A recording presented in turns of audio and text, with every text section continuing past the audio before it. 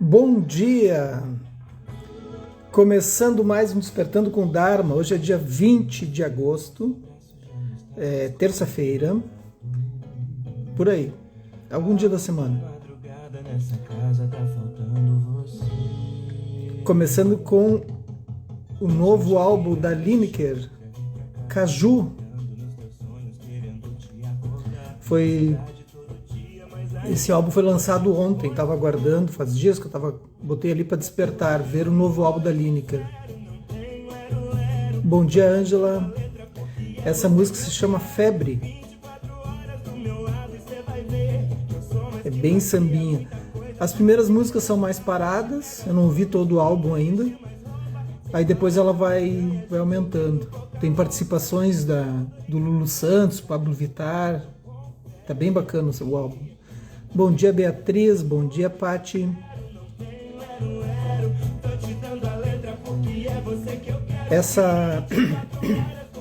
Então essa é a Lineker, o novo álbum, Caju. Vale a pena ouvir. Todo um trabalho. Faz um mês que eu botei ali para despertar quando surgisse o novo álbum. Fiquei aguardando. Já fui num show dela, é surreal, assim. Bom dia, Natalina. Bom dia, Carla.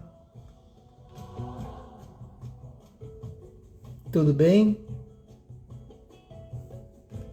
Então vamos tirar, antes que me cortem. Então depois vocês ouçam, procurem aí no Spotify.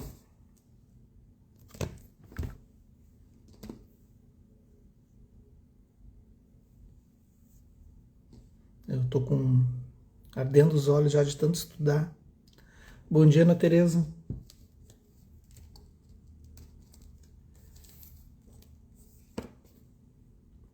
Fico pensando, né? Tava estudando desde as 3 da manhã, eu tô estudando. Tô com um monte de material. Bom dia, Grazi, tudo bem? Um monte de material para estudar, da pós, enfim, outros estudos que eu tô fazendo, de antropologia. E aí eu fico pensando, por que a gente estuda tanto, né? Onde é que a gente vai chegar com isso? Enfim, mas é a minha forma de me manifestar no mundo. Thich Nhat Hanh, editora Bodhigaya, nos traz seguindo as pegadas do Buda, Velho Caminhos, Nuvens Brancas. Bom dia, Grazi.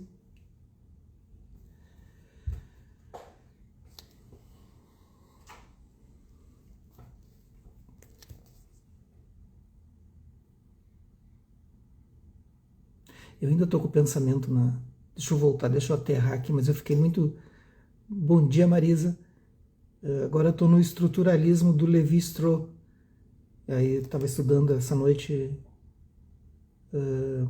Descartes, Spinoza, o Kant, e agora eu cheguei no Levi. Bom dia, Aparecida. E como a gente é enganado, né? Como a gente é enganado pelas estruturas de pensamento, assim, fico muito curioso com isso, assim, porque surge o Eurocentro, o Eurocentro ele foi um acontecimento, assim, de que a Europa era o centro do universo, e tudo que fosse diferente daquilo seria uma coisa considerada primitiva ou selvagem. Então esse é um dos motivos que o budismo não aportou, não foi considerado como uma filosofia, tanto pelos próprios gregos, né, que já existia essa ideia também, mas principalmente no período ali do eurocentrismo. E o Lévi-Strauss vem e traz o estruturalismo, e esse estruturalismo ele vai dizer assim, tanto a psicanálise como um culto xamã, os dois têm potencial igual. E isso é muito interessante, porque não que ele precise legitimar, mas ele vai dizer, parem de dizer que o xamanismo ou qualquer outra estrutura de pensamento não tem a sua verdade. Então a gente tem que ter muito cuidado quando a gente pisa em estruturas de lugares, assim, de olhar para esses lugares de pensamentos e achar que o nosso pensamento é mais importante que aquele outro, né? Bom dia, Júlia, bom dia, Marcelo. E os nossos pensamentos, quando a gente tenta impor esse pensamento, é um colonialismo, né? A gente está tentando colonizar o outro. Então é muito interessante, assim, essa percepção, assim, da gente olhar para isso. Quanto eu quero colonizar o outro com o meu pensamento? Acho que o mais O mais bacana, eu gosto de seguir a frase assim que eu ouvi do Lama Padma, então, não só do Lama, mas do próprio Chagdu Rinpoche. Então existe essa forma de pensar também. Então tu deixa aberto, tu cria um panorama aberto na tua mente, tu cria um rompimento, né, na tua mente. E esse rompimento é importante, porque dá um elemento de um passo atrás, assim. Então, existe essa forma de pensar, tu não vai dizer, eu não concordo, não, pera aí um pouquinho, tu tá errado. Naquele momento, tu abre um rombo, abre um precipício, assim. E esse lugar é importante, porque é um lugar de afastamento. O Ponlop Rinpoche vai dizer esse afastamento, né, esse vão. Tu cria esse afastamento. E esse distanciamento é importante para o discernimento. Mas não um discernimento kantiano. Enfim, vamos lá. Amor é a compreensão, página 213, capítulo 42. O rei Prasenajit foi sozinho visitar o Buda, desacompanhado, inclusive, de sua guarda. Lembra que o rei Prasenajit é o pai do Jeta, né? Que é um príncipe, e ele ficou encucado, né? Com aquela questão sobre o amor. E ele foi lá, então, falar com o Buda, né? Bom dia, mãe, tudo bem? Deixou sua carruagem e cocheiro no portão do monastério. Ele foi cumprimentado pelo Buda em frente de sua choupana de palha. Após trocarem cumprimentos formais, o rei falou mais francamente: Professor Gotama, as pessoas se dirigem a você como um Buda, lembrando que o Prasenajit tinha a mesma idade do Buda, 39 anos. Alguém que atingiu a perfeita iluminação. Eu, porém, tenho me perguntado como poderia alguém tão jovem quanto você ter atingido a iluminação. Mesmo os grandes mestres como Puruna Kasyapa, Makali Gosala, Niganta Nataputra e Sanjaya Belaniputra, que possuíam todos idade avançada, não reclamavam ter atingido a total iluminação. Nem mesmo Pakuda, Kakayana e Kesen Kambali. Você conhece esses mestres? O Buda respondeu: Majestade, ouvi falar de todos esses mestres e encontrei-me com um certo número deles. A realização espiritual não depende da idade. Ponto. Meses e anos não garantem a presença da iluminação. Há algumas coisas que jamais deveriam ser desdenhadas. Um jovem príncipe, uma pequena cobra, uma centelha de fogo e um jovem monge.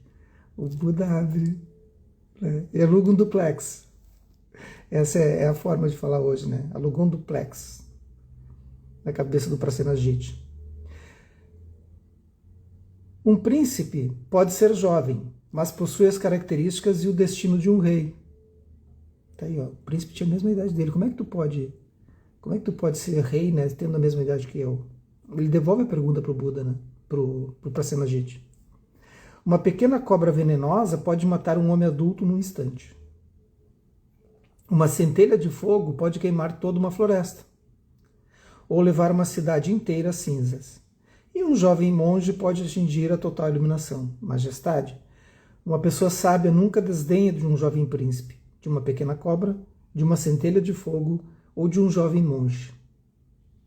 Vocês viram que essa forma aqui ele está literalmente retirando o Thich Nhat Hanh, ele está literalmente copiando o Sutra. Sutras são as palavras do Buda. Shastras são as palavras que a gente refere ao Buda, que a gente não tem certeza, ou que foram criadas posterior, assim, como tem muitas coisas que foram criadas pós-Buda, né?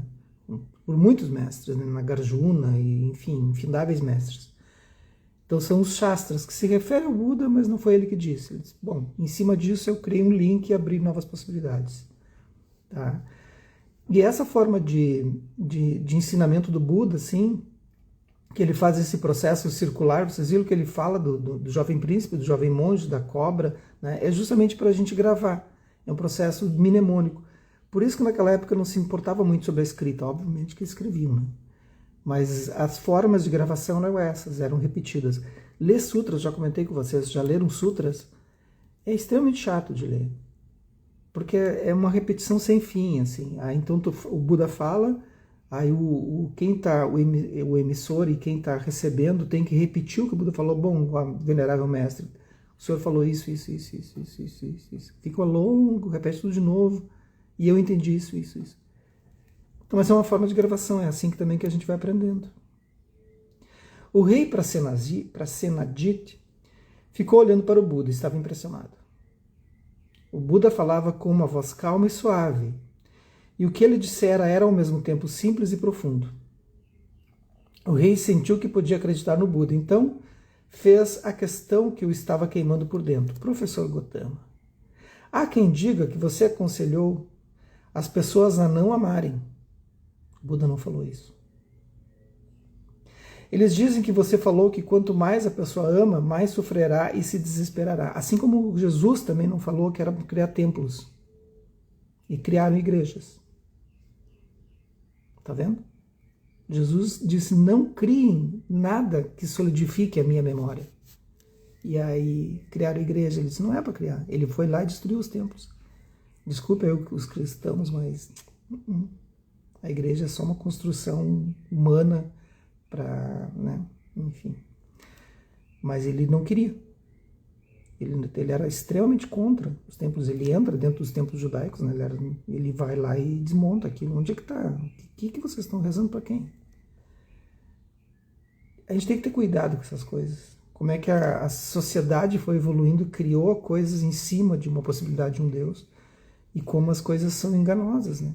Precisa acreditar no que Jesus disse. Precisa acreditar no que o Buda disse. Precisa acreditar no que esses seres celestiais falaram, né? Mas não no que foi criado depois. Criado depois é só uma forma de como manter o povo pacificado, as pessoas pacificadas. Bom dia, Mauro. Elas dizem que você falou que quanto mais a pessoa ama, mais sofrerá e se desesperará. Posso ver alguma verdade nessa afirmação, mas sou incapaz de encontrar paz se a levar em conta. Sem amor, a vida seria vazia e sem significado. Por favor, ajude-me a resolver isso. O Buda olhou calidamente. Caro rei, sua questão é muito boa e muitas pessoas podem ser beneficiadas através dela. Há muitos tipos de amor. Nós deveríamos examinar bem de perto a natureza de cada tipo de amor. A vida tem uma grande necessidade da presença do amor, mas não do tipo de amor que se baseia em sensualidade, paixão, apego, discriminação e preconcepção. Majestade, há um outro tipo de amor, certamente necessário, o qual consiste na generosidade amorosa e na compaixão, ou seja, Maitri e Karuna. Então vem os 4 elementos do amor verdadeiro. Aqui ele não vai falar dos 4, ele vai falar só de 2, eu acho. Então surgem 4 elementos do amor verdadeiro, né? Então que tu tem que ter Maitri, Karuna, Mudita e Upeksha, né? Então Maitri e Karuna, ele já falou aqui, que é o amor e a compaixão, né? Maitri, a própria bondade amorosa, generosidade. A Mudita é a alegria entusiástica e o Upeksha é equanimidade ou inclusividade. O Thich Nhat Hanh vai trazer como inclusividade, incluir a todos os seres, ou equanimidade, não deixar nenhum de fora, que é a mesma coisa. O Thich Nhat Hanh tem uma explicação muito linda, assim, tem na internet um videozinho falando sobre as 4 formas de amor, procurem, é muito lindo, é um videozinho de uns 11 minutos, assim, e ele explica essas 4 formas. Em geral, quando as pessoas falam de amor, estão se referindo apenas ao amor que existe entre pai e filhos, entre maridos e esposas, entre membros familiares ou entre membros de uma casta ou país. Como a natureza de tal amor depende dos conceitos de meu e minha, ele permanece enredado em apego e discriminação. As pessoas querem amar apenas aos seus pais, esposos, crianças, netos, seus próprios parentes e concidadãos. Então aí ele já está dando a dica, que não tem inclusividade, né, que é o 4º elemento do amor verdadeiro. Para existir amor verdadeiro tem que ter esses 4 elementos. Segundo o budismo e segundo qualquer situação, né? Eu deixei ligado o som do celular, está vibrando. Por se acharem envolvidas em apego, elas se preocupam com acidentes que possam atingir os seus entes queridos antes mesmo de tais coisas terem ocorrido de fato. Quando tais acidentes realmente acontecem, elas sofrem terrivelmente. O amor, que é baseado na discriminação, gera preconceito. As pessoas se tornam indiferentes ou mesmo hostis ao que está além do seu próprio círculo de amor. Apego e discriminação são fontes de sofrimento para nós mesmos e para os demais. Majestade, o amor de que todos os seres verdadeiramente estão sedentos é a generosidade amorosa e a compaixão. Maitri e Karuna, né? Por isso que o próximo Buda vai se chamar Maitreya. Maitri é o amor que tem a capacidade de levar felicidade ao outro. Karuna é o amor que tem a capacidade de remover o sofrimento do outro. Então vejam que compaixão é remover o sofrimento do outro, não sofrer com o outro. As pessoas têm a mania de dizer, eu visitei, eu sofro tanto com ele, eu estou passando até mal, eu sou uma esponja. Isso não precisa necessariamente ser budista para pensar dessa forma, mas é psicologicamente não favorável. Então, pessoas que se abastecem desses dores do mundo, assim, né? Vou ter cuidado em falar isso. A gente tem que ser empático, nós temos que ter compaixão, mas não sofrer pelo outro. A gente pode sofrer com o outro, junto com o outro, né? Para remover o sofrimento do outro. Né? Entendo o teu sofrimento, melhor dizendo.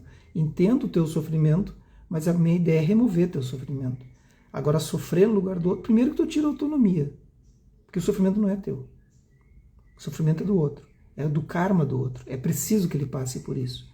Mas tu vai fazer tudo o que tiver ao teu alcance para tentar minimizar essas possibilidades de aumentar esse sofrimento. Ou que ele gere mais sofrimento para essa pessoa, ou esse sofrimento dessa pessoa gere mais sofrimento para outros ao seu lado. Então esse é o cuidado que a gente tem que ter. Agora, sofrer pelo outro não tem nenhuma ideia prática, assim, nenhum benefício, a não ser a pessoa mostrar que ela na verdade, a pessoa quer chamar atenção para si mesmo, né? Eu uso muito isso. É a pessoa que é muito narciso isso. E de uma certa forma muito afrontosa e arrogante. Eu acho. Generosidade amorosa e compaixão não se acham limitadas por paternidades, esposamento, filiação, parentesco, hierarquia social ou nacionalidade. Elas se estendem a todas as pessoas e seres. Em Maitri, né, e Karuna, bondade amorosa e compaixão, não existe discriminação de nem meu ou não meu. E pelo fato de não haver discriminação, não há apego. Maitri e Karuna trazem felicidade e aliviam o sofrimento. Eles não causam sofrimento e desespero.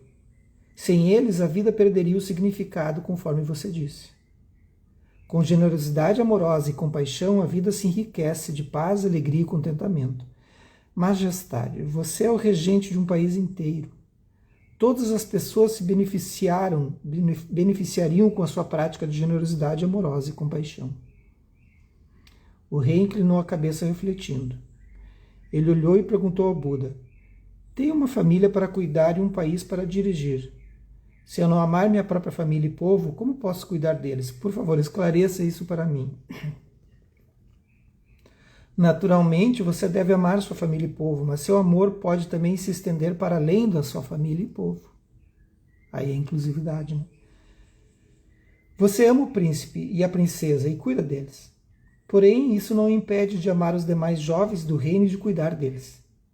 Você pode amar a todos os jovens.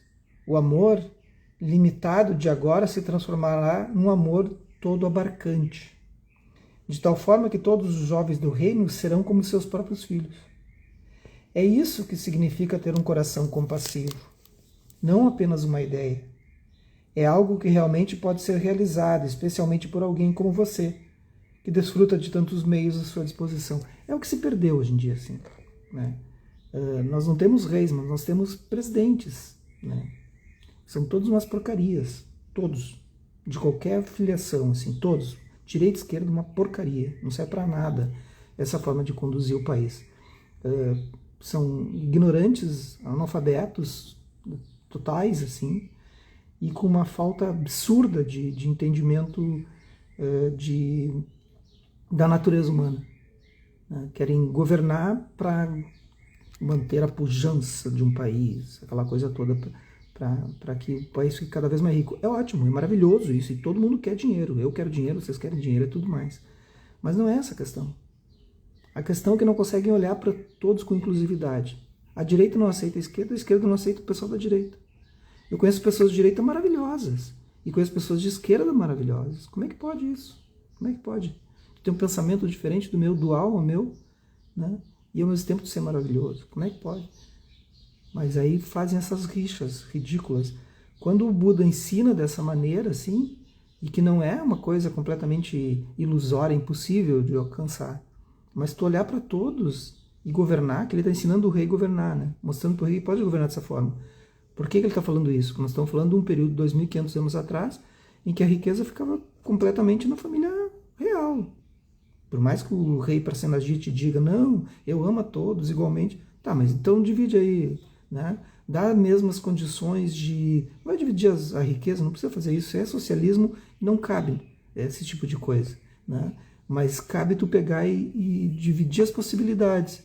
Então eu vou dar possibilidades que todos tenham acesso à educação, que todos tenham acesso a possibilidades de crescerem igualmente, né? Isso sim é melhor do que distribuir riquezas. Isso é a melhor coisa que tem. Ter acessibilidade. A Natalina Pedrolo, lá de Caxias, escreveu: eu já estive neste lugar, na arrogância de acreditar que era bondade. Ainda bem que podemos aprender com a caminhada. Ah, todos nós já estivemos. Nós passamos por vários estágios e é isso que enriquece a nossa vida, né? Nós temos que passar por tudo isso. Isso faz parte do crescimento. Agora, olhar para trás e dizer, pá, me arrependi, não faz mais nenhum sentido, porque na verdade faz sentido sim, né? Obviamente, a partir do momento que tu não quer mais repetir aquilo, vale como aprendizado. Mas a gente se dá as chibatadas, a gente tem que jogar fora a chicotinha, nem esconder, jogar fora. É olhar, bom, aquela Natalina, aquele, né, fulano, aquele João, aquele Pedro, aquela Maria, naquele período agiu daquela maneira, segundo aquelas causas e aquelas condições. E eu agi dentro do que eu poderia, né? Esse é o jogo. Esse é o jogo. Agora, a gente remoer o passado e olhar para o passado e dizer, como é que eu pude fazer isso? Faz sentido naquele lugar, né? Assim como vai olhar agora no futuro, quando estiver olhando para esse lugar de agora, vai dizer, como é que eu pude fazer isso? E é esses degraus que a gente vai andando, assim. Aí ele diz, não é apenas uma ideia, né? Mas, e quanto aos jovens de outros reinos? E aí o rei pergunta, né? E os outros reinos? E aqueles que eu não concordo, que são inimigos? Daí o Buda responde, nada impede de você amar a juventude dos demais reinos do mesmo modo como ama seus próprios filhos e filhas, ainda que eles não vivam sob a sua regência. Amar ao próximo povo não é motivo para deixar de amar o povo de outros reinos. Veja que ele traz a mesma ideia de Jesus, né? Amar aos outros, né? Mas como posso mostrar meu amor por eles se não estão sobre a minha jurisdição? O Buda ficou olhando para o rei. A prosperidade e segurança de uma nação não deveriam depender da pobreza e insegurança das outras nações. Majestade, paz e prosperidade duradouras somente são possíveis quando as nações se juntam em um compromisso comum de buscar o bem-estar de todos. Se você verdadeiramente quer que Kosala desfrute da paz e deseja evitar que a juventude do seu reino perca a vida nos campos de batalha, deveria ajudar os reinos a encontrar a paz. A política externa e a economia deveriam seguir o caminho da compaixão para que a verdadeira paz seja possível. Ao mesmo tempo em que ama seu próprio reino e cuida dele, você pode amar outros reinos, tais como Magadha, Kasi, Videha, Sakya, acolha e cuidar deles. Então aí o Buda vai dando uma dica para o rei. É isso.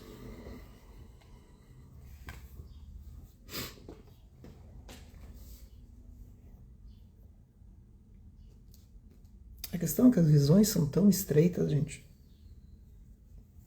Tão estreitas que qualquer um que saia da caverna de Platão é considerado maluco.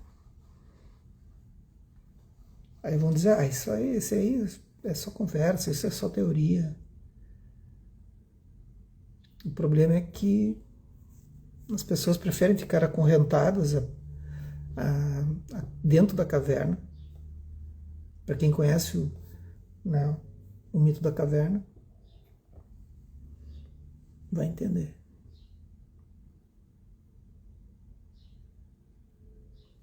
Vamos fazer uma prática?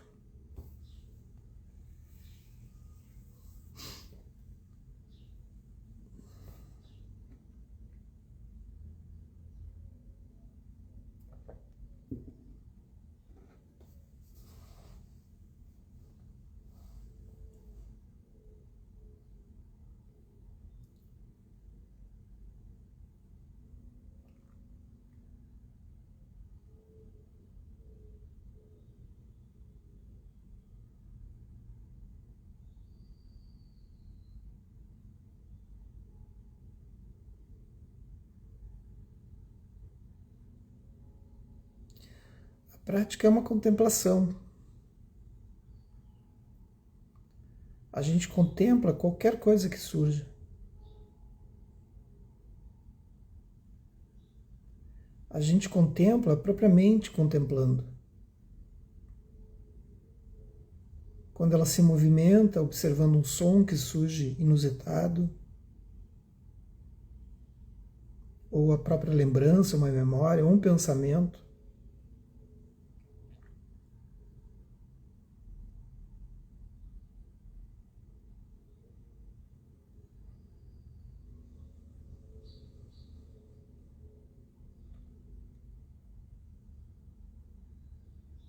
A prática é apenas contemplar.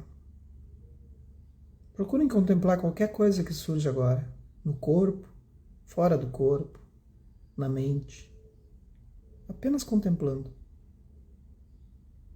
Por alguns instantes. E veja o que acontece.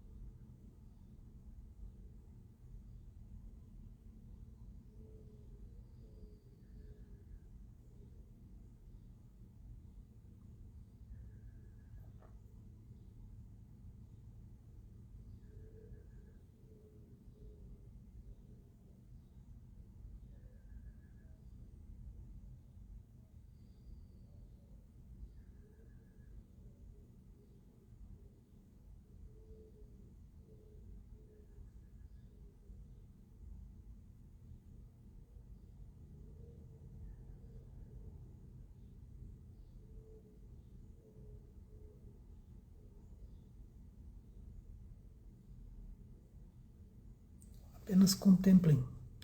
Que os méritos desse nosso encontro, dessa nossa prática, se expandem e toquem a todos, todas, todas, e que nós possamos nos tornar um caminho iluminado. Um bom dia para vocês e até amanhã, quarta-feira.